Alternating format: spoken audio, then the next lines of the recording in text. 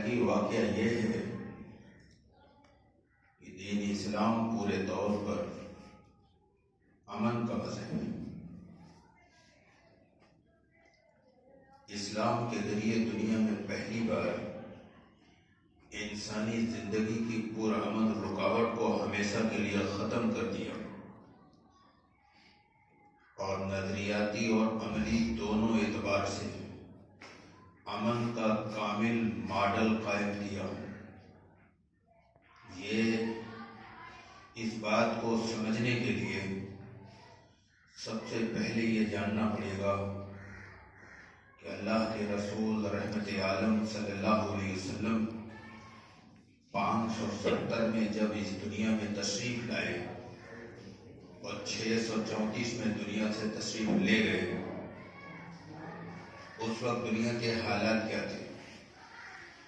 پوری دنیا میں شہنشاہیت کا نظام قائم تھا اور یہ نظام ہزاروں سال سے چلا آ رہا تھا۔ اس سیاسی نظام نے انسانی آزادی کا خاتمہ کر دیا تھا۔ صرف بادشاہ کی مرضی فیصلہ کن طاقت کی حیثیت رکھتی تھی اور ان بادشاہوں کے ذریعے آزادی کو کیسے ختم کیا گیا یہ مستقل ایک الگ موضوع ہے۔ اس پر میں آج گفتگو نہیں کرنے جا رہا ہوں، صرف اشارہ کرتے رہا ہوں۔ اگر کوئی اس کی تفصیل جاننا چاہتا ہے تو دنیا میں ایک بڑی مارکۃ الآراء کتاب ہے جس کے نام ہے انسانی دنیا پر مسلمانوں کے عروج و زوال کا اثر۔ یہ کتاب مادہ خسر العالم کے نام سے عربی میں ہے اور اردو میں اس کا یہ نام ہے جو ہم نے بتایا، اور یہ کئی زبانوں میں یہ کتاب چھپ چکی اور یہ دنیا کی بڑی ہی مشہور و معروف کتاب ہے۔ اس کے اندر وہ تمام جبری نظام اور تمام مظالم کی تفصیل موجود ہے۔ یہاں میں اس کی طرف نہ جا کر میں آپ کو بہت واضح طور پر کچھ حقائق کی طرف آپ کی توجہ کو لے جانا چاہوں گا۔ دنیا میں آزادی اور امن کے قیام کے لیے اس جبری نظام کا ختم ہونا بہت ضروری تھا۔ چنانچہ رسول اور اصحاب رسول نے جد و جہد کر اور بڑی قربانی کے ذریعے پوری دنیا سے جبری نظام کو ختم کیا اور وہ نظام قائم کیا جو اللہ کو مطلوب تھا۔ یہ ایک عظیم تبدیلی تھی، یہ ایک عظیم انقلاب تھا جس کے بارے میں فرانس کے مورخ ہینری برین نے لکھا، اسلام changed face the globe, the traditional order of history was overthrown. اس کا مطلب یہ ہے، اس نے لکھا کہ اسلام نے دنیا کی حالت کو بدل دیا، تاریخ کے روایتی ڈھانچے کو توڑ کر پھینک دیا۔ ہینری برین یہیں پر نہیں رکتا، ہینری برین آگے لکھتا ہے کہ اگر اہل اسلام اس مطلق شہنشاہیت کو نہ توڑتے تو دنیا میں کبھی آزادی اور امن کا دور قائم نہ ہوتا۔ جادو وہ جو سر چڑھ کے بولے۔ ہینری برین مسلمانوں کا کوئی رشتہ دار نہیں ہے۔ ہینری برین ایک اسکالر ہے، کرسچین اسکالر ہے، یہ گواہی دے رہا ہے اور اپنی کتاب میں لکھ رہا ہے۔ اور اس طرح کی جتنے سیکولر دنیا کی ادر کاسٹ کے بڑے بڑے اسکالر نے جو کچھ کہا ہے، اگر وہ سب بتایا جائے تو میں سمجھتا ہوں کہ ایک بڑی کتاب تیار ہو جائے گی اور کئی گھنٹے میں وہ سب کو گنایا جا سکتا ہے، خالی گنایا، ان کی تفصیلات نہیں۔ میں ایک دو مثال کے طور پر لا رہا ہوں۔ سوامی وویکانند جو ہندوستان کے صف اول کے اسکالر تھے، انہوں نے لیٹر آف سوامی وویکانند میں صفحہ نمبر 379 میں ایک خط کے جواب میں سوامی جی نے لکھا کہ میرا تجربہ ہے، کبھی بھی کوئی مذہب انسانی برابری کی منزل تک قابل لحاظ حد تک اگر پہنچا ہے تو وہ اسلام ہے اور صرف اسلام ہے. یہ سوامی جی نے انگریزی میں لکھا ہے، میں نے اس کا ترجمہ کیا ہے. میں نے حوالہ دے دیا کہ انہوں نے letter of Swami Vivekananda page number 379 میں انہوں نے یہ بات لکھی ہے.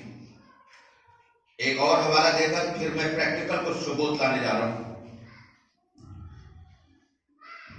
مہاتما گاندھی کانگریسی لیڈروں کو یہ نصیحت کیا کرتے تھے کہ تم ابو بکر اور عمر کی اتباع کیا کرو، یعنی انہوں نے سیاسی نظام کو جس ڈھنگ سے چلایا اس کو سیکھو اور فالو کرو.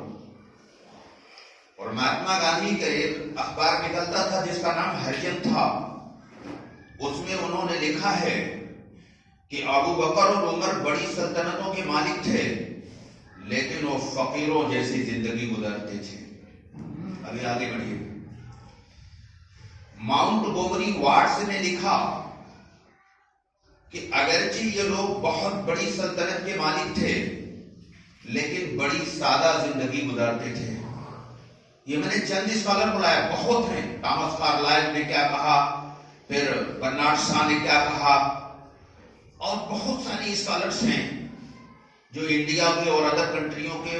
ان سب نے ایکسپٹ کیا ہے کہ دنیا میں جیسا امن و انصاف کا کامل نمونہ اس زمین پر ان لوگوں نے قائم کیا، اسلام کے علاوہ دنیا میں کہیں اس کی مثال نہیں ملتی، قیامت تک ملنے کی امید بھی نہیں ہے. اور جب سے دنیا قائم ہوئی ایسا امن اور انصاف اور برابری کا کوئی نظام دنیا میں قائم ہی نہیں ہوا. میں ان تفصیلات میں نہ جا کر بہت اختصار کے ساتھ کچھ چیزیں آپ کے سامنے لانا چاہتا ہوں. آج کل سوشل میڈیا پر اور دیگر اور ذرائع ابلاغ کے ذریعے قرآن کی چند آیتوں کو بہت زیادہ منظر عام پر لایا جا رہا ہے، غلط ڈھنگ سے اس کو پیش کیا جاتا ہے.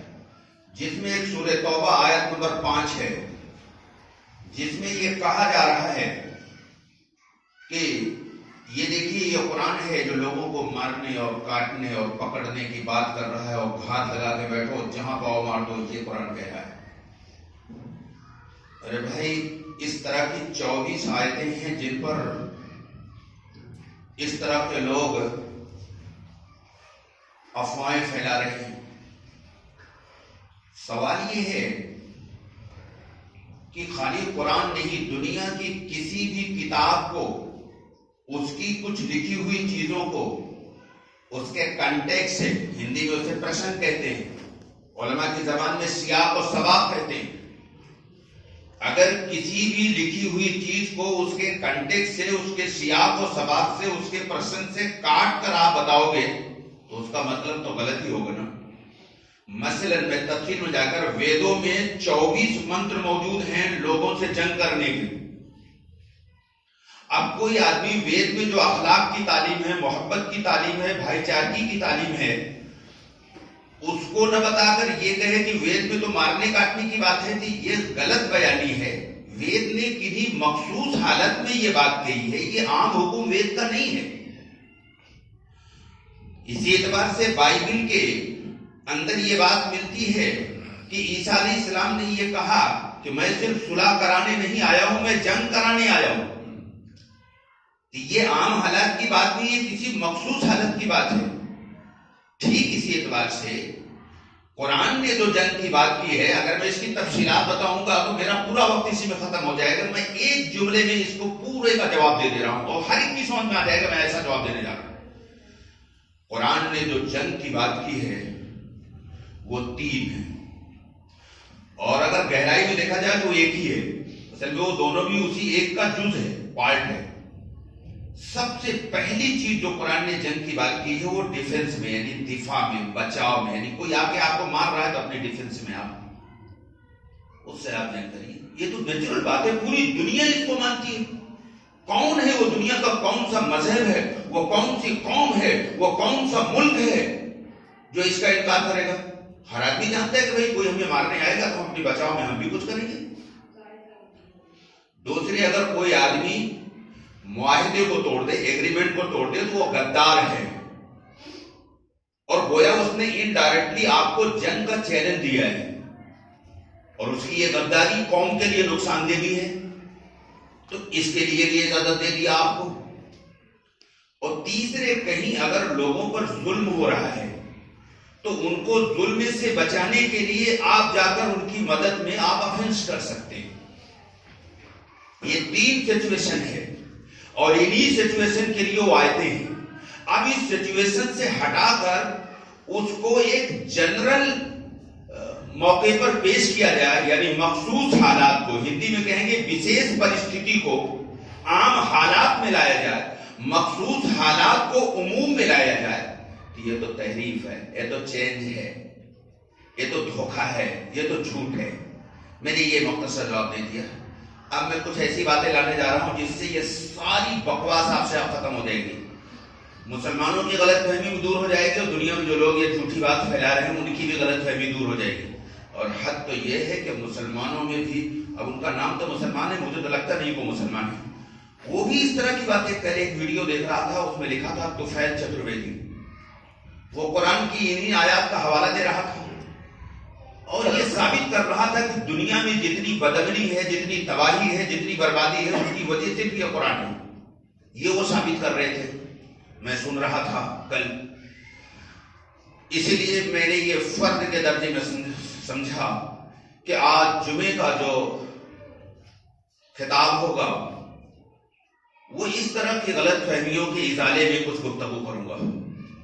آئیے بہت ایک ساتھ چند چیزیں لانے جا رہا ہوں۔ مسلمانوں کے دوسرے خلیفہ جو دنیا میں بہت مشہور ہوئے، میں اس لیے یہ جملہ کہہ رہا ہوں کہ دوسری قوم کے لوگوں نے بھی ان کا بہت تذکرہ کیا ہے، خالی مسلمانوں نے، دنیا کی تمام قوموں نے، دنیا کے تمام بڑے بڑے اسکالر نے ان کا بڑا تذکرہ کیا ہے۔ ذرا سا ان کے بارے میں بتا دیں کہ یہ سارا جھوٹ ابھی ختم ہو جائے گا۔ ان کی جو حکومت تھی، ایشیا اور افریقہ کے بڑے حصے پر، آپ ذرا توجہ کریے، ایشیا میں آپ کا جو ہے درجنوں ملک آتے ہیں ایشیا کے اندر، اور افریقہ میں بھی 20 ملک آتے ہیں، تو ایشیا اور افریقہ کے بڑے حصے پر حضرت عمر کی حکومت تھی۔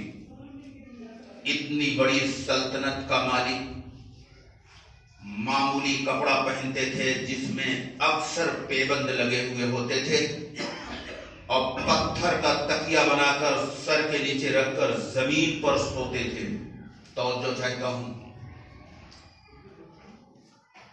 اور معمولی کھانا کھاتے تھے۔ بعض واقعات میں لکھا ہے کہ غریب لوگ بھی اس طرح کا کھانا کھانا پسند نہیں کرتے جو کھانا اتنی بڑی سلطنت کے مالک ہونے کے باوجود یہ کھاتے تھے۔ میں ان تفصیلات میں جاؤں گا تو سارا وقت میرا ختم ہو جائے گا، اشارہ کر کے آگے بڑھ رہا ہوں۔ اور بہت معمولی سا جھوپڑا تھا، محل نہیں تھا، مکان نہیں تھا۔ یہ اتنی بڑی سلطنت کا مالک ہے، جھوپڑے کے اندر یہ رہتے تھے۔ ایک مرتبہ ایک آدمی ملنے کے لیے آیا، دیکھا ادھر ادھر بہت پریشان دوڑ رہے تھے۔ اس نے پوچھا امیر المومنین کیا ہوا؟ کہنے لگے بیت المال کا، یعنی وت منترالے کا، ہندی زبان میں یوں سمجھ لیجیے، بیت المال کا ایک اونٹ ہو گیا، اسی کو تلاش رہا ہوں۔ اس آدمی نے کہا کہ آپ امیر المومنین ہو کر یہ کام کر رہے ہیں، آپ کسی غلام کو آرڈر دیتے وہ ڈھونڈ کر کے لا کے دے دیتا۔ حضرت عمر نے ایک سانس کھینچا اور کہا کون ہے جو مجھ سے بڑھ کر غلام ہو؟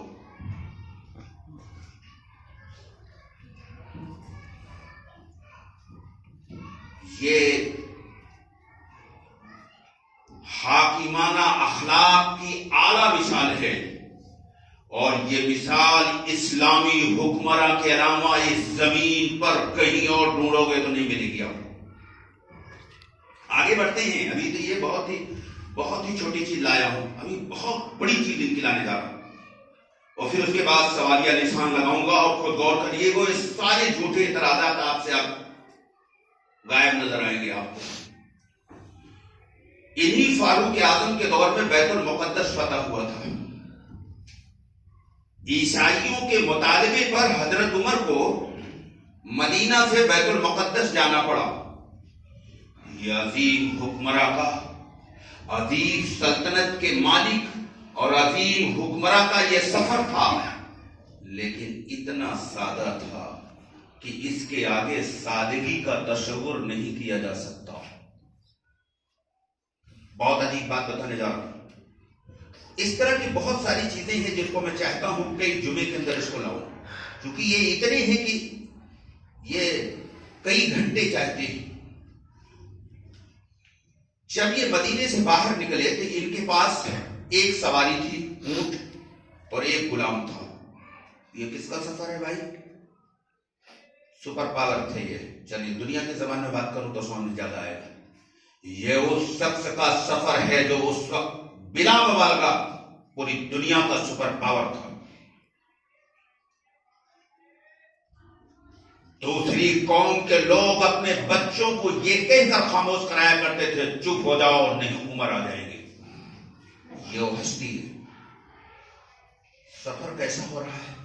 اتنی بڑی سلطنت کا مالک، ایک غلام ہے، ایک سواری ہے اونٹنی۔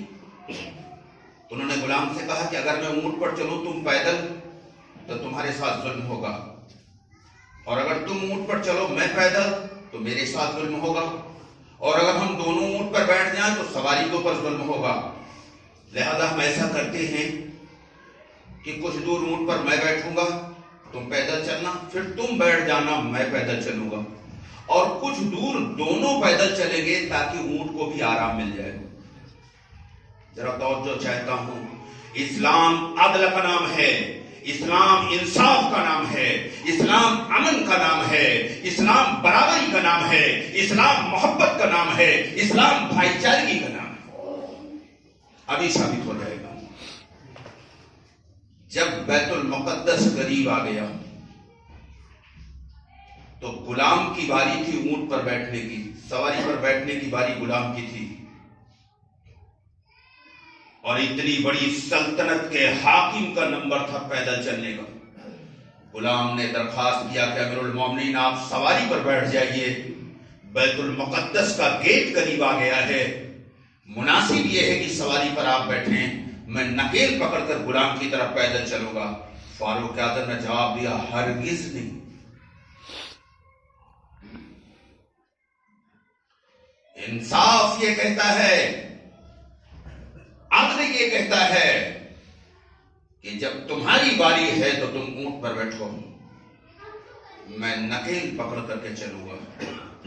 بیت المقدس کے دروازے پر فاروق اعظم نکیل پکڑ کر کے حاضر ہوئے اور غلام اونٹ پر بیٹھا ہوا ہے۔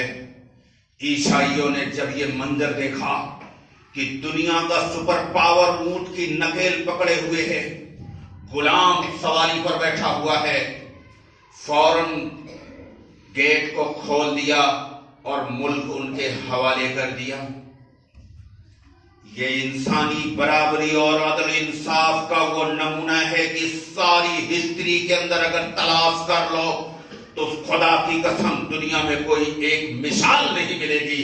اس طرح کی مثال اگر کسی کو ڈھونڈنا پڑے گا تو وہ صرف اسلام میں ملے گی، اور اسلام میں بھی دور اول کا اسلام، رسول عربی کے دور کا اسلام۔ میں آگے بڑھتا ہوں، پھر یہ جتنے جھوٹے پروپیگنڈے ہیں آپ سے آپ عقل والے سمجھ جائیں گے سب جھوٹ ہے۔ انہی عمر کی خلافت کے زمانے میں عمرو بن عاص نام کے ایک شخص جن کو انہوں نے مصر کا گورنر بنایا تھا، انہوں نے گھوڑ دوڑ کروائی، اس میں گورنر صاحب کے بیٹے کا بھی گھوڑا تھا۔ اتفاق سے گھوڑ دوڑ میں ایک غیر مسلم کا گھوڑا بڑھ گیا آگے، گورنر صاحب کا گھوڑا ہار گیا۔ غیر مسلم، اگر غیر مسلم کو ہندوستان کی زبان میں کہنے کی اجازت دیں، ورنہ یہ مطلب تو ہوتا نہیں، لیکن یہاں کی زبان میں تو ایک ہندو تھا، یوں کہہ لیجیے آپ یہاں کی زبان میں، ٹھیک ہے، ورنہ غیر مسلم جملہ کافی اچھا ہے۔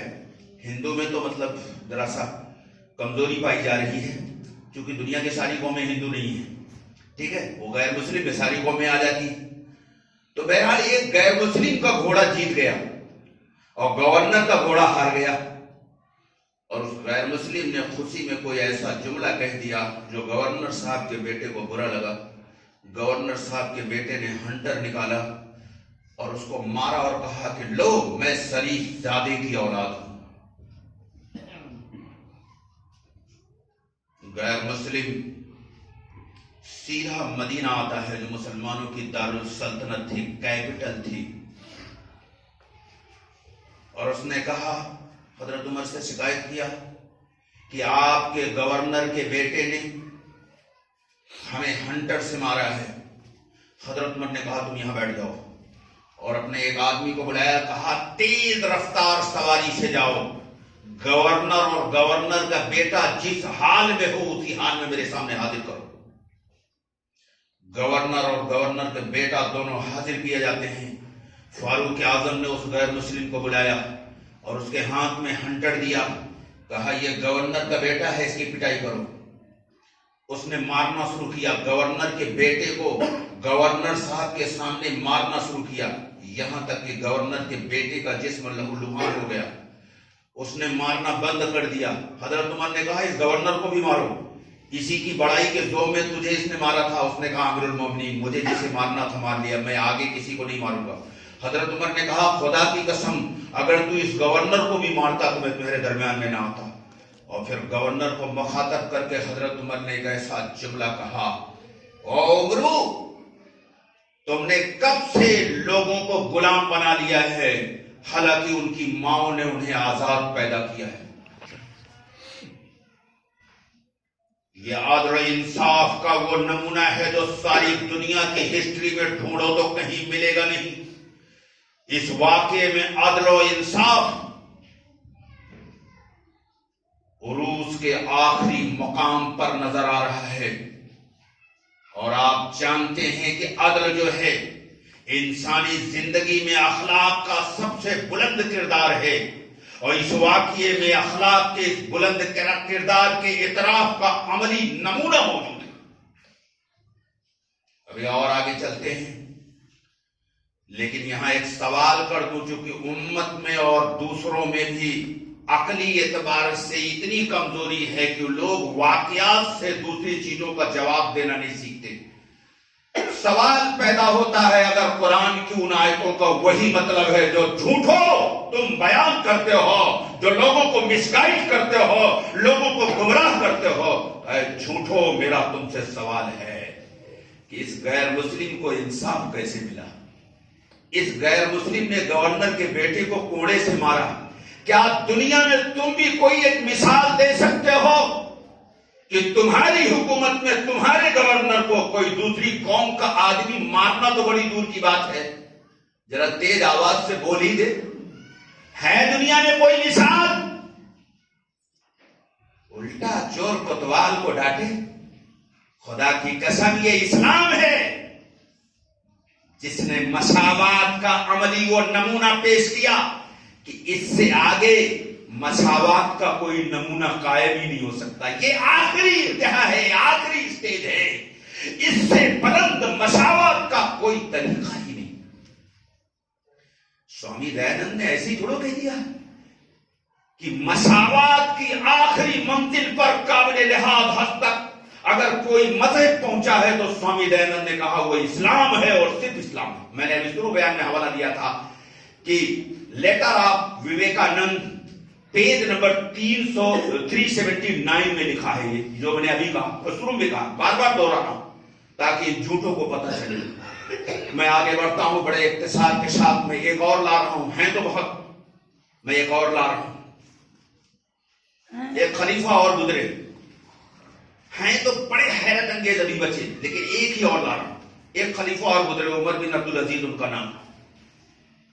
ان کی خلافت کے زمانے میں سمرقند کا ایک ڈیلیگیٹ آیا، وفد، اور اس نے شکایت کیا کہ امیر المومنین آپ کا فوجی جنرل قتیبہ بن مسلم باہلی، اس نے اسلامی قانون کے مطابق ہم کو پیش کی اطلاع دیے بغیر ہمارے شہر کے اندر اپنی فوجوں کو داخل کر دیا، لہذا میرے ساتھ انصاف ہونا چاہیے۔ عمر بن عبدالعزیز نے عراق کے گورنر کو حکم دیا کہ فوراً ایک جج کا تقرر کرو اور اس کیس کی فوراً سنوائی ہونی چاہیے۔ ایک جج کا تقرر کیا گیا، جمی بن حاضر الباہلی ان کا نام ہے۔ جج نے کیس کو سنا، دونوں فریق نے آزادانہ طور پہ دلائل دیا، بالآخر جج نے فیصلہ دیا کہ سمرقند کے لوگوں کی بات سچی ہے، مسلمانوں نے قانون کی خلاف ورزی کی ہے۔ چنانچہ جج نے فیصلہ دیا، مسلم جنرل کو یہ حکم دیا کہ سمرقند شہر کو تمہاری فوج فوراً خالی کر دے اور سمرقند کا قلعہ اور وہاں کی تمام چیزیں سمرقند والوں کو واپس کر دو۔ اور یہ واقعہ عمر بن عبدالعزیز کے خلیفہ بننے سے 7 سال پہلے ہو چکا تھا۔ 7 سال کے بعد کیس دائر ہوا ہے۔ تمہارے یہاں تو سالوں لگ جاتا ہے نا سنوائی میں، چند گھنٹے میں ججمنٹ ہوتا ہے کہ مسلمان سمرقند شہر کو خالی کر دے، جہاں 7 سال سے قابض تھے۔ 7 سال میں تو مکان بھی بنا لیا رہا ہوگا اور کاروبار، دکان، ساری چیزیں رہی ہوگی نا۔ ارے سن لینا بڑا آسان ہے، ذرا غور تو کرو، ہے دنیا میں کوئی مثال؟ اسلام کے علاوہ دنیا میں کوئی مثال نہیں ہے۔ عدل و انصاف اگر دنیا میں کسی کو دیکھنا ہے، انسانیت دیکھنا ہے، محبت دیکھنا ہے، بھائی چارگی دیکھنا ہے، تو پھر صرف اسلام ہے، صرف اسلام ہے، صرف اسلام۔ میرے دوستو، جب سمرقند کے لوگوں نے دیکھا کہ مسلمان اتنا بااصول اور انصاف پسند ہوتے ہیں، انہوں نے ایسے انصاف کا تجربہ کبھی کیا نہیں تھا۔ مسلمان جب ملک کو خالی کر رہے تھے، انہوں نے کہا نہیں نہیں، ملک کو خالی نہ کریے، آپ تو ہمارے ملک کے لیے رحمت ہیں۔ جب سے آپ آئے ہمیں جو انصاف، جو امن ملا، وہ ہمارے لوگ نہیں دیتے تھے۔ جادو وہ جو سر چڑھ کے بولے، دشمن گواہی دے رہا ہے کہ جو عدل و انصاف تو نے ہمیں دیا ہے، جو اطمینان اور عزت تو نے ہمیں دیا ہے، وہ دوسروں نے نہیں دیا۔ ہم تو دیکھنا چاہتے تھے، آپ خالی مت کریے ملک کو، یہی رہی ہے۔ آپ ہے دنیا میں کوئی مثال؟ آخری بات، دنیا میں بہت سارے لوگ سوچنے والے لوگوں کا محبوب ترین یہ مقصود رہا ہے کہ دنیا میں ایک ایسا انسانی نظام قائم کیا جائے جہاں حق کا غلبہ ہو، جہاں ہر ایک کو انصاف ملے، جہاں معاشی استحصال نہ ہو، جہاں ہر ایک انسان کو عزت کا مقام ملے، جہاں اخلاق پروان چڑھے۔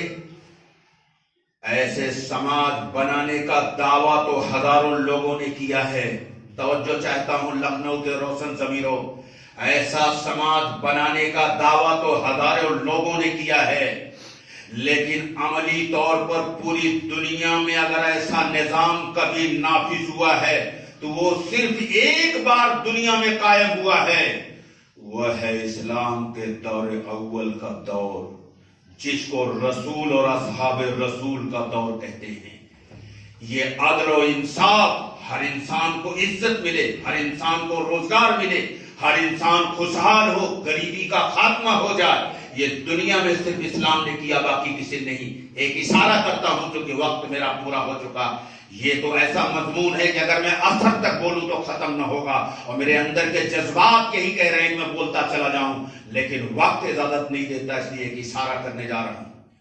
میرے دوستوں، پوری دنیا کی تاریخ اٹھا کے دیکھ لیجئے، غربت کا نعرہ تو بہت لگایا لیکن غربت کوئی ختم نہیں کر پایا۔